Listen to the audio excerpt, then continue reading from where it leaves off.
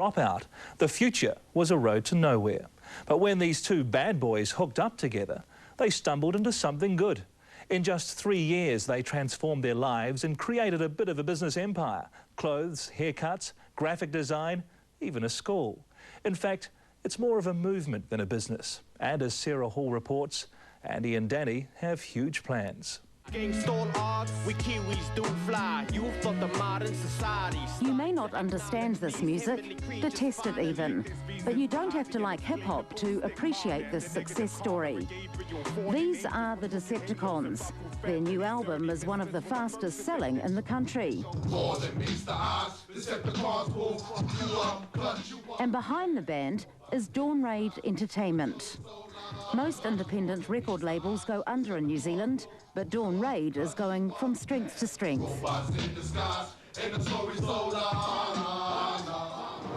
It's run by an unlikely duo. Morning, Teresa. Danny Leo Savai and his best friend, Andy Murnane. How big do you reckon you can go? The biggest.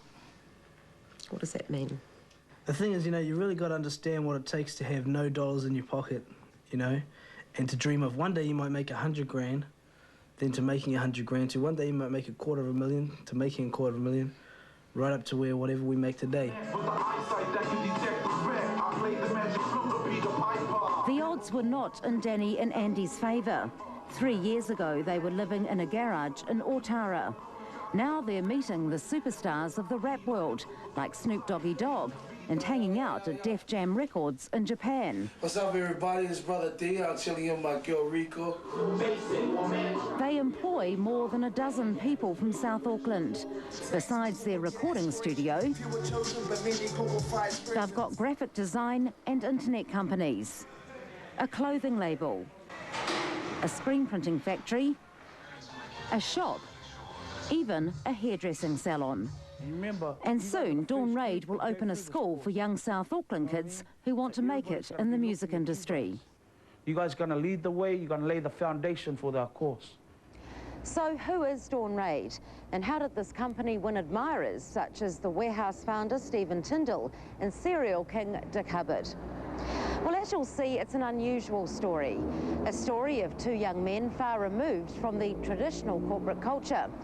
And a story that begins with a murder on the streets of South Auckland. In the late 1980s, Danny was the leader of the Booyah tribe. They say they weren't a gang, but about 100 Samoans belonged to the tribe, and they did get into trouble on the streets. Back then was just a certain lifestyle going on, young. We didn't have much guidance as in life and family life. Did you get into much trouble? Yeah, we got into our fair share. But, without going through that, I guess I wouldn't be here where I am right now. The normal teenage hijinks went badly wrong in 1990 when Danny and younger brother John got into a pub brawl. A man was killed in the fight and John was convicted of murder. He was jailed for 14 years. But yeah, I believe it was my fault because, he was a young brother looking at the older brother. He used to follow me everywhere.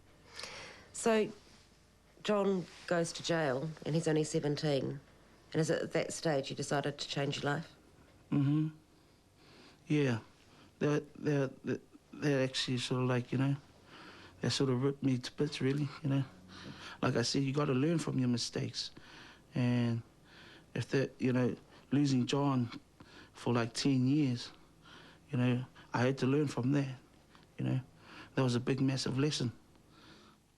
Danny wanted to re-educate himself and start again. He enrolled in business school, where he met a 16-year-old kid who would change his life, Andy Murnane.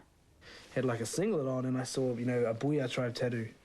And me being, where I'd come from, I knew all about it. So, I just walked up and said, you something to do with the Booyah tribe.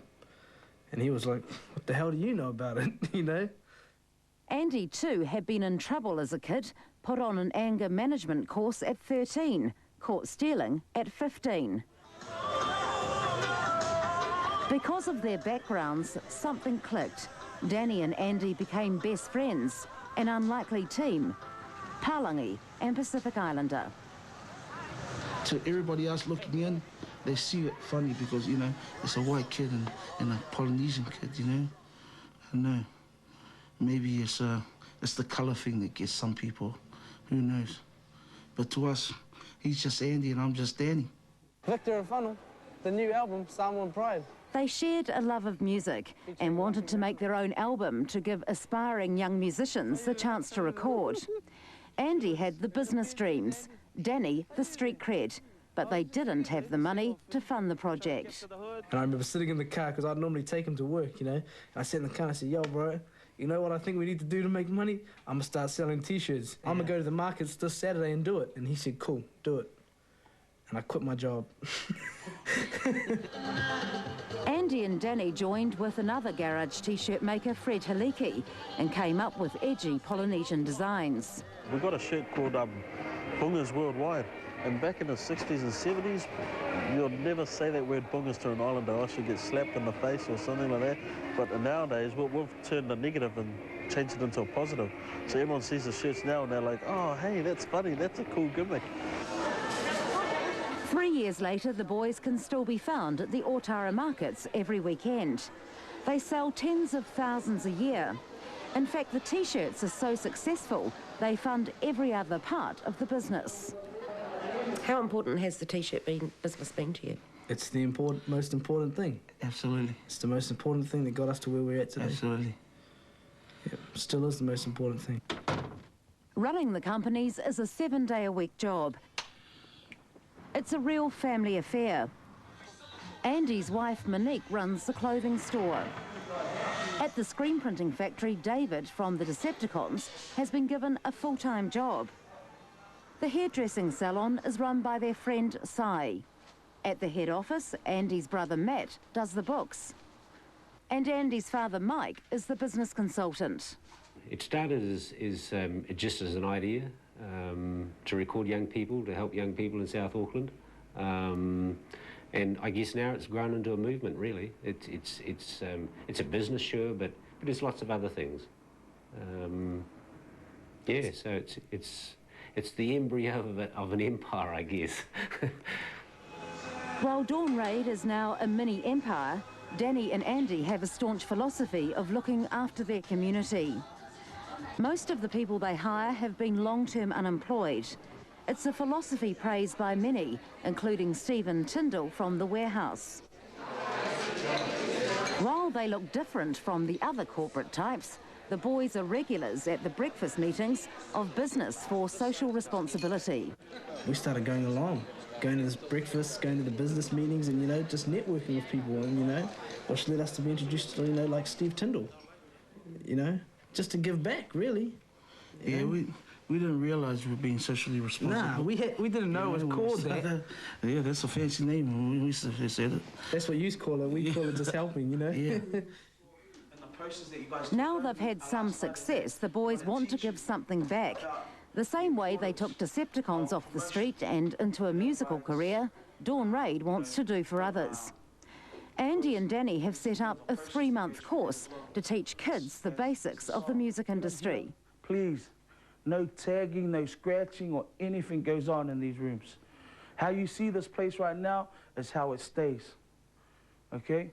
Like I said, you guys are adults now, you know what I mean? Learn to work in a workplace, you know what I mean? Danny says South Auckland is overflowing with talented kids, but most don't get the breaks they need. You go to any church there is in South Auckland, and I guarantee you'll find a singer, you'll find a keyboardist, a drum player, you know. Kids like Sam from Mangere. Pacific nations, put your heads up, cause we gonna ride up to the top. Keep on believing, don't you ever stop. Don't Raid family, we gonna ride. So many kids without, you know, that seem lost. Yet when it comes to music, they seem to be on top of the world. Moving up in the Southside way, looking at all the children play. Yeah, they're all talented kids, but there's always something missing. And it may be that, you know, a lot of them, it's all about themselves, you know, just not being confident, you know, not being able to look people in the eye and speak to them. who you are. And there's no reason why they shouldn't be able to do that. We'll take it to the top, yeah. Believe in who you are. Whenever like there's an era where kids come out, it's like, oh, you must have been on one of the Dawn Raid kids. That's You know right. what I mean? They become the lawyers, they become the politicians, the accountants, the whatever.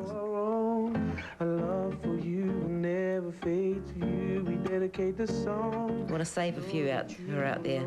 Well, you know, I never got the chance, you know. There was nothing there for me back those days. Could have started a lot. That's right. I mean, you know, if I had a course like this that I could jump on for like 3 months and could have made a decision in life back then maybe my little brother wouldn't have gone to prison. Who knows? In many ways, it was for John that Dawn Raid was set up. They hoped that Danny's musically talented brother would join the company on his release from jail. This video shows him in Waikeria prison in early 1999. A few months later, John Leosavai died from a heart condition. He was just 26 years old. It's good to know 100% we gave our best. The whole studio was supposed to be for him. So he'll come and, you know, he'll be like the engineer and the producer, you know, in the studio and that. So when he got out of jail, he'd have somewhere to go? Absolutely.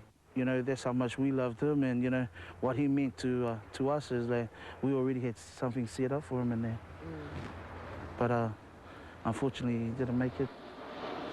There's a place in the sun where there's hope for everyone, where my poor, restless heart longs to run.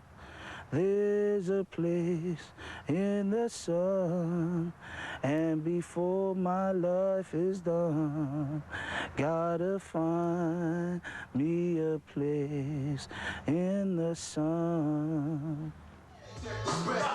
While Danny still carries a lot of guilt for what happened to John, life is still pretty good for these two young men.